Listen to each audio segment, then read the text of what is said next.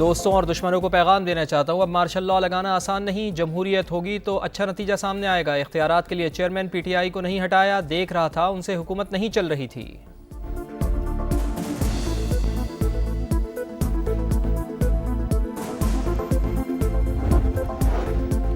پہلا انتخابی اتحاد نون لیگ اور ایم کیو ایم کا مل کر الیکشن لڑنے کا اعلان۔ خواجہ سعد رفیق کا کہنا ہے کہ ایک وسیع تر اشتراک عمل کی ضرورت ہے، قومی اتفاق رائے کے لیے مل کر انتخابات میں حصہ لیں گے۔ 6 رکنی مشترکہ کمیٹی بھی قائم کرنے کا فیصلہ۔ فاروق ستار بولے، انتخابات کے لیے مشترکہ اختیار کی جائے گی۔ مصطفیٰ کمال کا کہنا ہے اتحاد وزارتوں کے لیے نہیں، مسائل کے حل کے لیے ہوگا۔ نواز شریف خطے کے مقبول لیڈر ہیں۔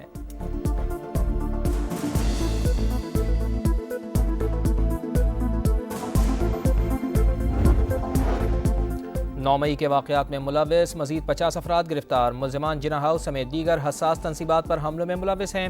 گرفتاری کے لیے گھروں سمیت مختلف ٹھکانوں پر چھاپے مارے گئے۔ مسلم لیگ نون کا آفس جلانے کے کیس میں صنم جاوید کی ضمانت منظور۔ عدالت کا 2 لاکھ روپے کے مچلکے جمع کرانے کا حکم۔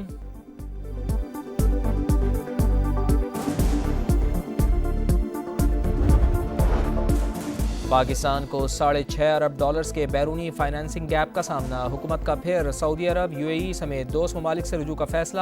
IMF سے پلان شیئر کر دیا۔ چین سے $1 ارب قرض ری فائنانس کرانے کی تجویز۔ اسلامی ترقیاتی بینک ADB عالمی بینک سے بھی مدد لی جائے گی۔ کرنٹ اکاؤنٹ خسارے میں کمی کے ذریعے بھی مالی گیپ کم کرنے کا پلان۔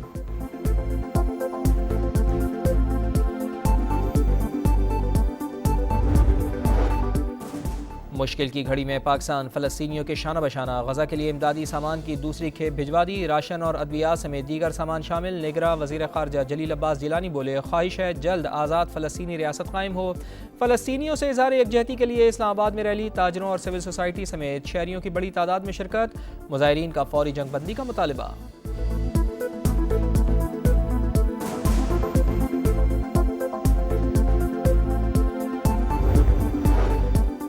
اسرائیل کا جنگی پاگل پن۔ غزہ پر دن کی روشنی میں تازہ حملے۔ الشاطی کیمپ، نصیرات کیمپ اور زیتون میں ایک بار پھر وحشیانہ بمباری۔ درجنوں عمارتیں زمیں بوس۔ 30 سے زائد فلسطینی شہید۔ خان یونس اور رفح میں بھی رہائشی عمارتیں نشانہ۔ 16 نہتے شہری جان کی بازی ہار گئے۔ مغربی کنارے میں بھی خون کی ہولی۔ 10 فلسطینی شہید۔ شہداء کی تعداد 10,000 سے تجاوز کر گئی۔ الشفا اسپتال پر گولہ باری سے سولر پینل تباہ۔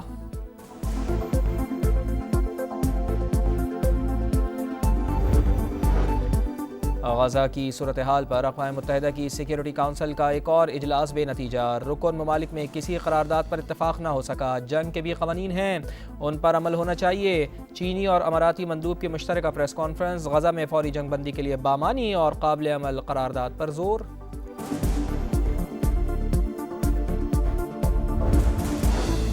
اور کرکٹ کی عالمی جنگ۔ افغانستان کی ٹاس جیت کر آسٹریلیا کے خلاف بیٹنگ جاری۔ پوائنٹس ٹیبل پر آسٹریلیا کا تیسرا اور افغانستان کا 6واں نمبر۔ افغان ٹیم کی شکست پاکستان کی سیمی فائنل امیدیں مزید روشن کر دے گی۔